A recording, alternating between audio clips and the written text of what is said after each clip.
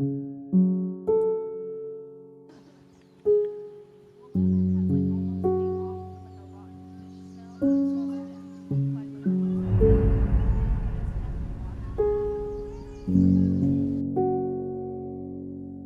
Willamette River, spanning 180 miles starting at the Coast Fork near Eugene and ending in the Columbia River in North Portland.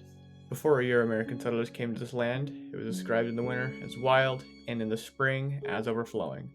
A Scottish botanist who observed the Willamette Valley in its dry season in the summer of 1826 and who witnessed miraculous changes to the landscape when he returned during the rainy season, he reported, quote, in place of the charred Indian-fired countryside on a strip of the valley, he now reported lush green prairie grasses, occasional marshlands, and small lakes. William G. Robbins sums the arrival of Euro-Americans as, quote, the Willamette looks drastically different than how it was before the arrival of increasing numbers of Euro-Americans in the 1840s. Introducing new plants and animals from the East and Midwest, their practices succeeded in part because rich deposits of glacial till had created some of the most fertile agricultural land in North America.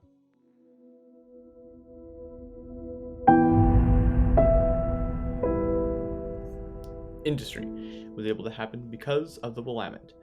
The river was mostly used as transportation and, consequently, an open sewer.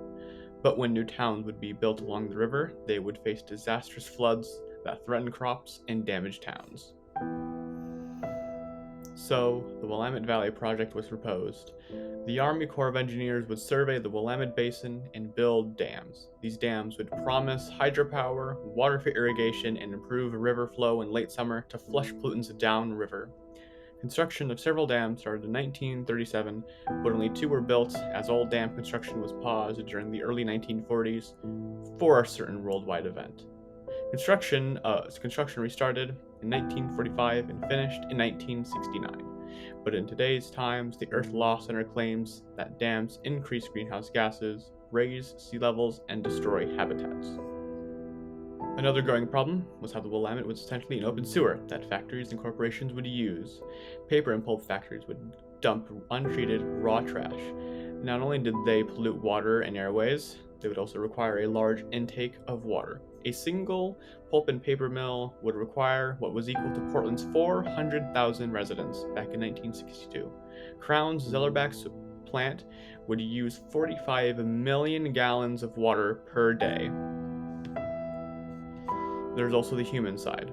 With large towns living on the banks of the Willamette, humans have modified its waters for transportation, housing, and irrigation. This heavy overhauling of the river has left it as a slow-moving, lazy river with toxic materials and metals seeping into the river's bed. And unfortunately, this is only magnified when it rains. Non-direct contaminants from parking lots, overfilled sewage systems, chemicals from farming, and many other sources. And according to the report made by Stephen Corky in 2016, the EPA reported there were at least 65 chemicals that were potentially harmful to human and river health. Some of these chemicals that were found were petroleum, polychlorinated biphenyls, pesticides like DDT, polycrylic aromatic hydrocarbons, and heavy metals such as lead, cadmium, arsenic, mercury, asbestos, and zinc. Multiple improvements were made to the river, such as pulling snags, dredging, the building of concrete jetties, dam construction, and dumping of raw sewage and chemicals. Pacific Northwest is one of the most fortunate regions in the entire land in terms of the abundance and quality of its air, its water, and its other natural resources. In the past, other areas in our country have enjoyed this eminence with you and lost it because their development was achieved without regard to the spread of pollution. On November 21st, 1962, KGW-TV aired Tom McCall's one-hour documentary, Pollution in Paradise. And when it aired, there was a long and ignored call to take the health of Oregon's rivers and airways to the forefront of state politics. Tom McCall was a journalist. One of his most prominent works was Pollution in Paradise. You just watch the opening scene. This one-hour investigative documentary showed that there, quote, should be no tension between jobs and livability. Oregonians could enjoy both a robust economy and a healthy environment. Pollution in Paradise leveraged a new political spirit in Oregon, placing environmental issues at the forefront of state politics as never before. Recently, state and Washington County health officials came up with disturbing findings in the Metzger Sanitary District south of Portland. 1 in every 5 homes in that district was discharging raw sewage in a manner that threatened an outbreak of polio, typhoid, and hepatitis. And even before Pollution in Paradise, he had released Crisis in the Klamath Basin, that criticized the federal government's decision to place the Klamath tribe's timberland on the open market. Both of the documentaries were released through KGW-TV. In Pollution in Paradise, he focuses his main criticisms on the paper and pulp factories, saying, quote, "The effluent from their mills," he declared, It churns at river's bottom, forming into rafts that rise to the surface as sluggish, foul-smelling masses of filth. Including a film of a Willamette Falls mill dumping thousands of gallons of waste into the river.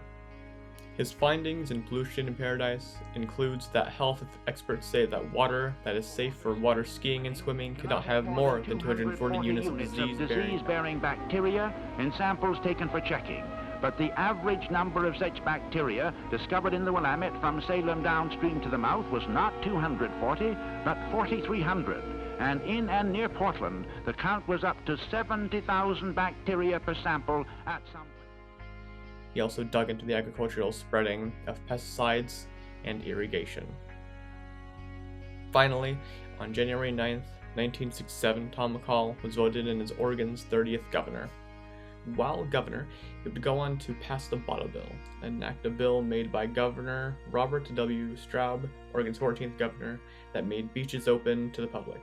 And finally, create the urban growth boundary to control urban sprawl and create a balance between agricultural land use and industrial land use. Lest the story of Oregon's destiny tragically be told in terms of pollution in paradise.